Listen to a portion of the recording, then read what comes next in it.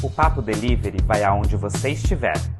Na academia, no seu café, no seu restaurante, na sua casa. Eu pedi o Papo Delivery.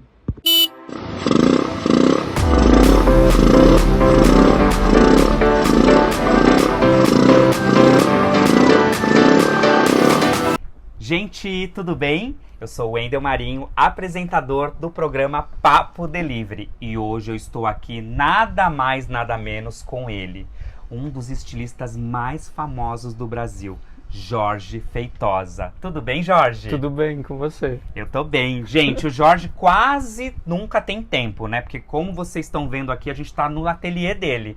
E ele sempre tá muito ocupado. Mas hoje surgiu um tempinho e o Jorge resolveu chamar a gente pra bater aquele papinho delivery. Aquele papinho básico pra vocês entenderem e conhecerem um pouco o trabalho do Jorge, quem é o Jorge e por que o Jorge tá no Papo Delivery, porque você sabe que aqui só vem pessoas relevantes.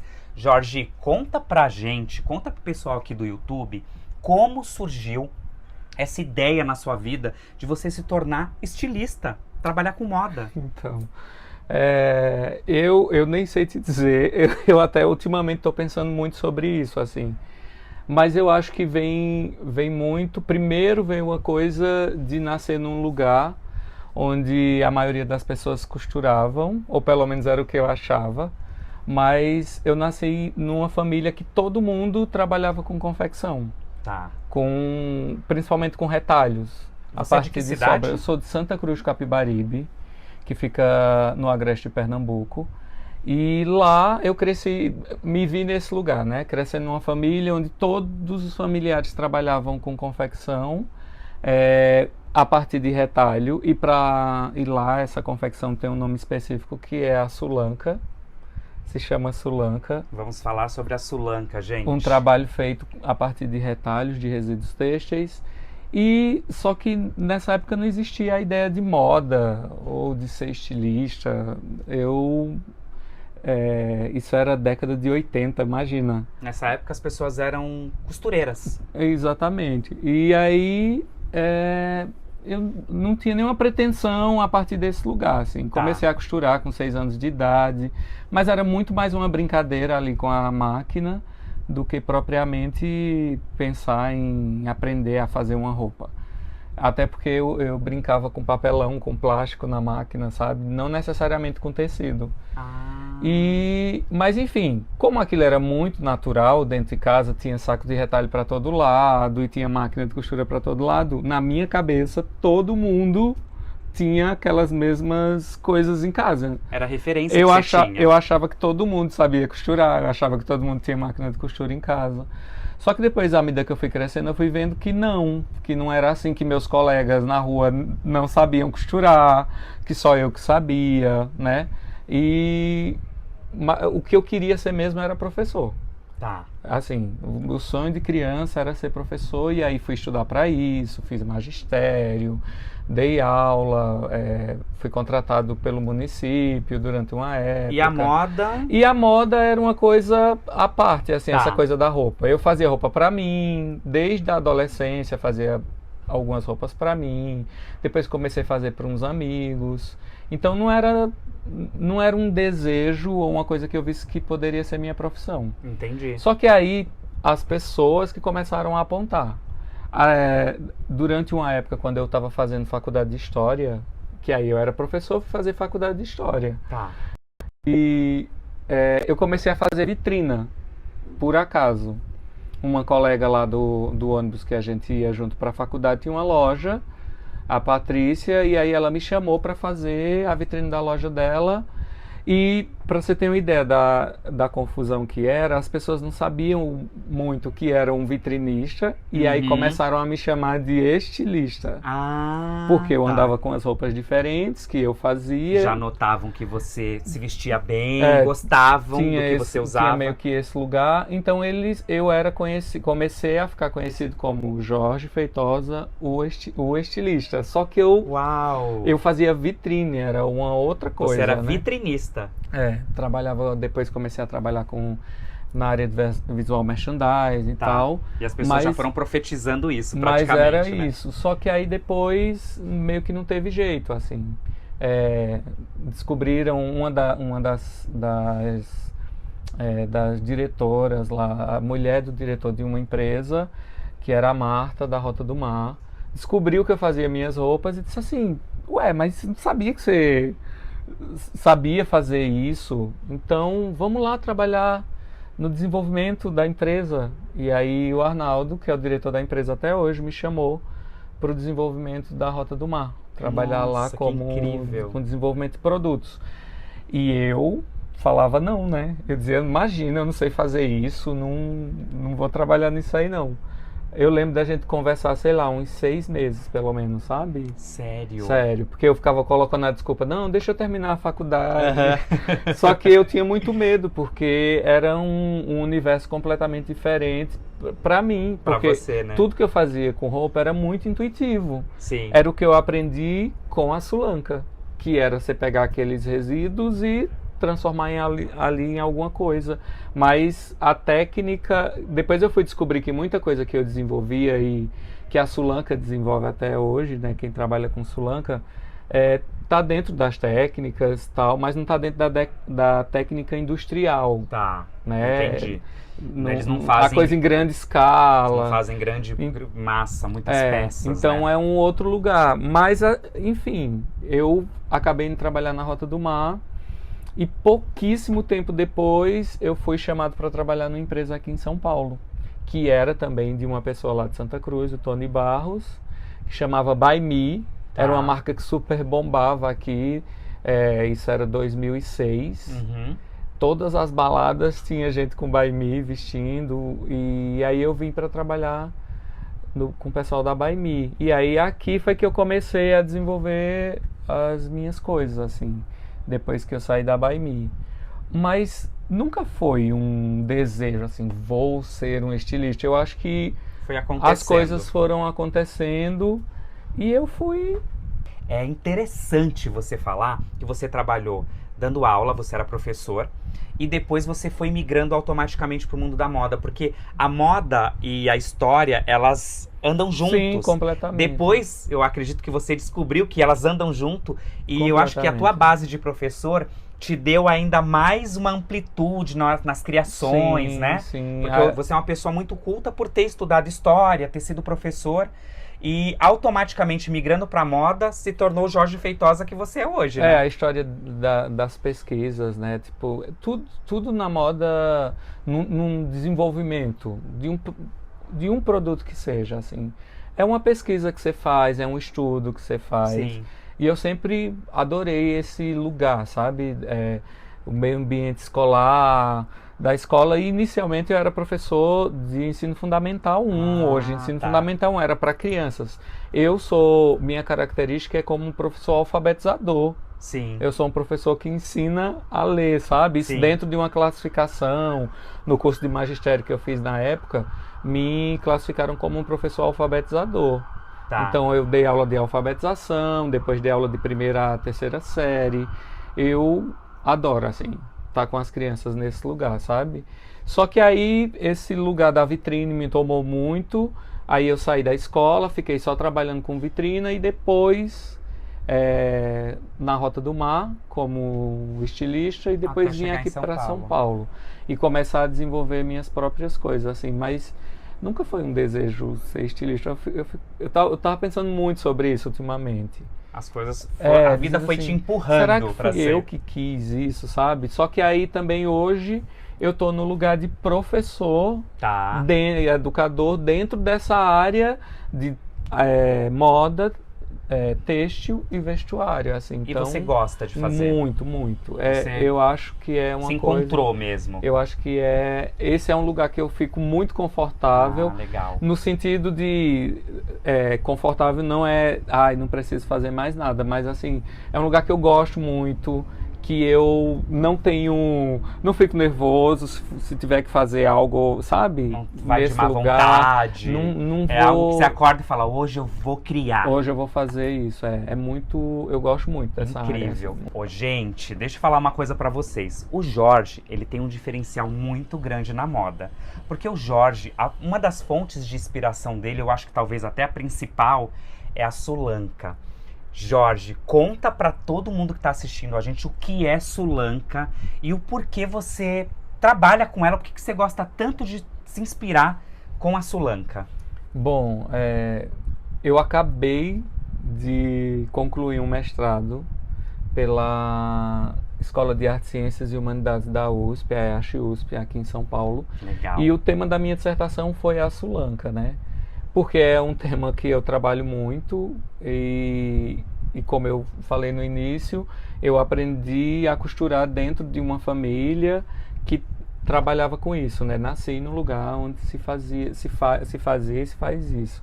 E a Sulanca, ela é, na verdade, ela é um movimento que surgiu lá em Santa Cruz Capibaribe, da minha cidade natal, onde as pessoas começaram a utilizar sobras de retalhos para produzir peças do vestuário. Nossa. Então, tinha muito um costume das mulheres, isso era década de 30, 1920, 1930. Olha a história aí, gente. E aí, as mulheres usavam esses retalhos domesticamente, então faziam roupinhas para se usar em casa. Tá.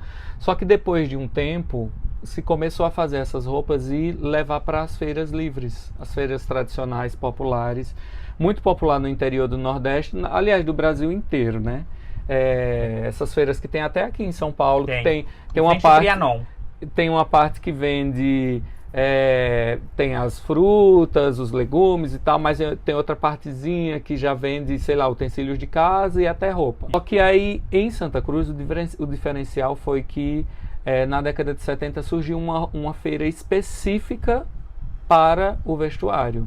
Então era uma feira onde só vendiam peças do vestuário e a base dessa produção eram esses retalhos. Então a Sulanca foi esse movimento, só que também a Sulanca é o produto, né? Uhum. É a peça feita com retalhos, também é denominada Sulanca. Então, através dessa pesquisa que eu fiz, eu cheguei numa conceituação muito simples da Sulanca, que a Sulanca é um produto feito com resíduos têxteis de pré-consumo. Ou seja, quando a gente fala de upcycling, por exemplo, a gente fala muito, a moda fala muito de upcycling. Sim. O upcycling é quando você pega um produto que já foi usado. Isso. De alguma forma, uma roupa que já foi usada, uma bolsa que já foi usada. Isso. Qualquer coisa que já passou por uma vida útil daquele produto. Sim. Ali. Então você pega aquele produto, desmancha ele e refaz uma outra coisa. Isso é upcycling. A Sulanca, ela não está nesse lugar. Não. Porque ela é feita de um resíduo que não foi utilizado ainda. Ela é resto. É a sobra. É a sobra de um corte de um vestido, de um corte de uma saia, quando de uma calça. Quando você coloca na produção lá a camiseta e sobra do corte aqueles retalhos ainda não foram utilizados. Não. Eles são sobras de uma produção. Então, eu caracterizo muito a Sulanca a partir desse lugar, sabe? Mas não só dos retalhos, porque também a indústria têxtil, ela deixa sobrar, porque tem um pequeno defeito, porque o tingimento não saiu perfeito, sobram rolos e rolos de tecido dentro das fábricas. É uma sobra que vira uma Sulanca. Que vira Sulanca.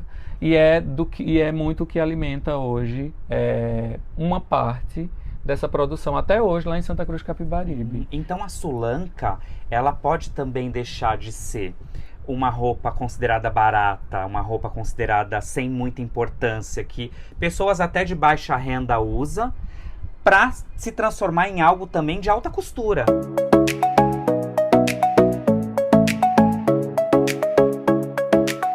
Com certeza. Com um valor agregado muito alto, porque uma sobra de rolo de tecido pode virar um super vestido, uma super roupa, uma peça de valor agregado para um desfile, para um São Paulo Fashion Week, por exemplo. Né? Porque inicialmente o conceito lá depois de um tempo foi esse, né? De que a Sulanca era uma coisa de menor valor, de baixa qualidade. Sempre associaram a Sulanca a esse lugar de baixa qualidade. A trapo, que a gente chama o trapo. Só que tem uma questão que não adianta você ter o melhor tecido do mundo e não ter uma boa técnica de construção, um bom desenvolvimento. Uma boa composição. Aquela peça, ela não vai ser tão legal.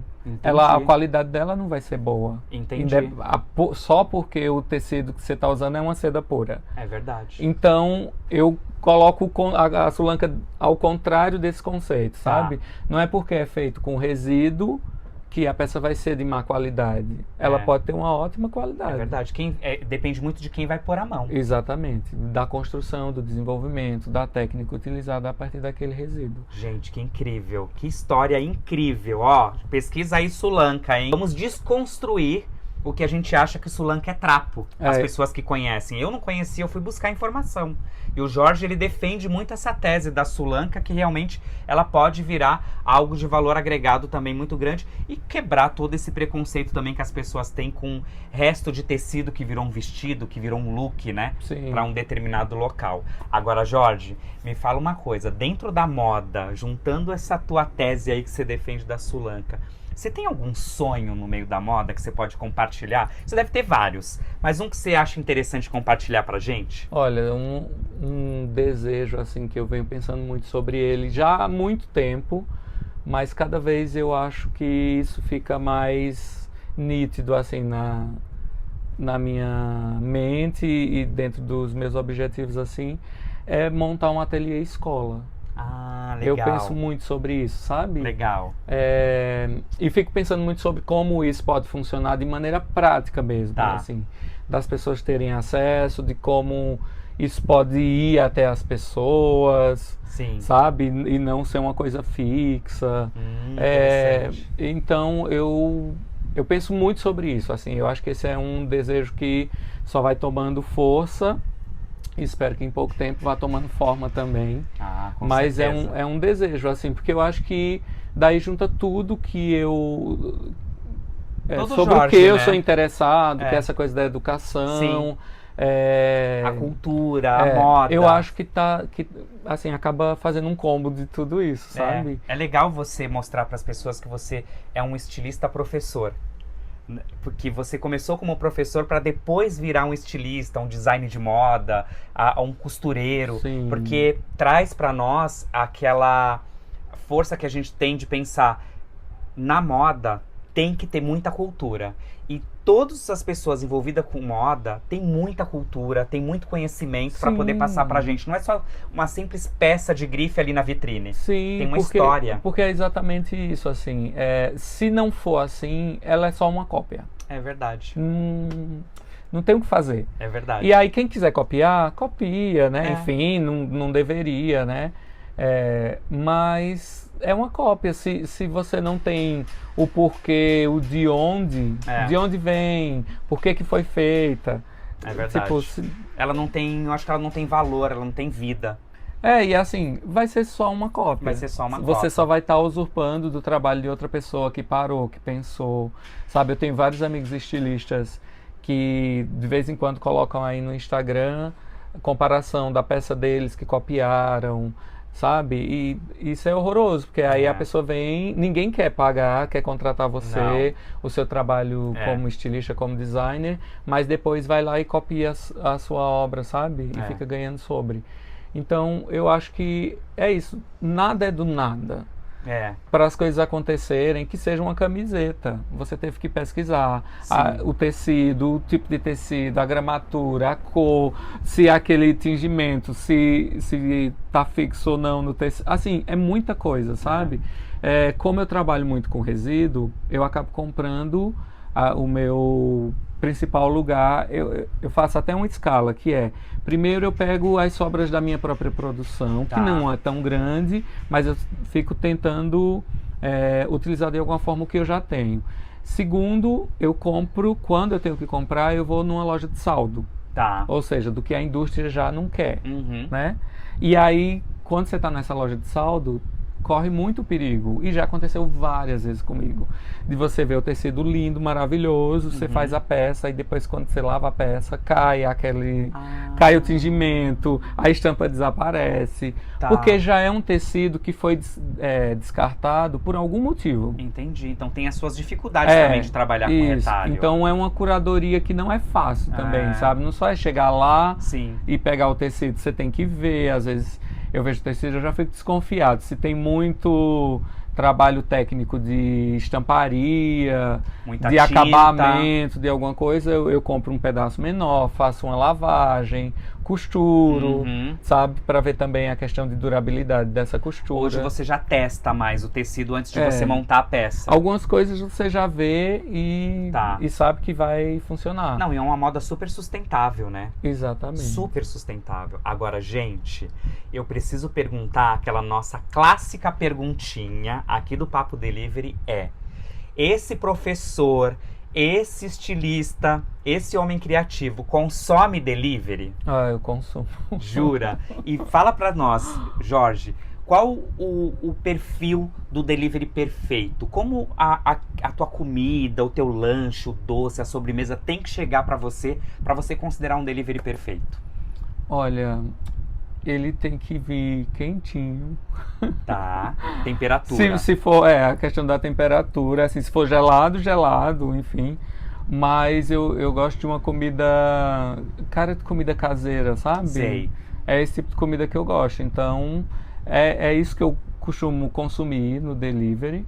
E tem que vir com essa cara de comida fresca. Tem que vir com a temperatura também adequada. Legal, assim. Então, eu acho que esse é o primeiro ponto, assim, viu, pra gente? mim. O Jorge gosta da temperatura. Tem gente que fala da embalagem, tem gente que fala do tempo, mas o Jorge tocou num ponto muito incrível que é a temperatura. O tempo, a gente sabe que dependendo do dia vai demorar. Dependendo do dia vai demorar, e aí tudo bem. Eu já sabendo que eu vou jantar, eu já peço antes, sabe? Não deixo para pedir em cima da hora, quando a fome aparece. Mas eu acho que essa, assim, a temperatura é uma coisa que... Viu, gente? Temperatura.